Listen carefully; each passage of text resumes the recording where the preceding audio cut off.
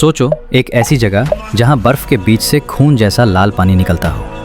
डरावना लगता है ना? ये जगह है एंटार्क्टिका में मौजूद ब्लड फॉल्स।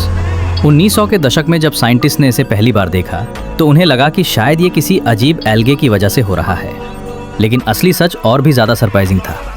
इस लाल पानी में आयरन की मात्रा बहुत ज़्यादा है। जब ये पानी ग्लेशियर के अंदर से बाहर आता है और हवा के कांटेक्ट में आता है तो आयरन रोस्ट हो जाता है, बिल्कुल लोहे पर जंग लगने की तरह, और इसी वजह से पानी खून जैसा लाल दिखाई देता है।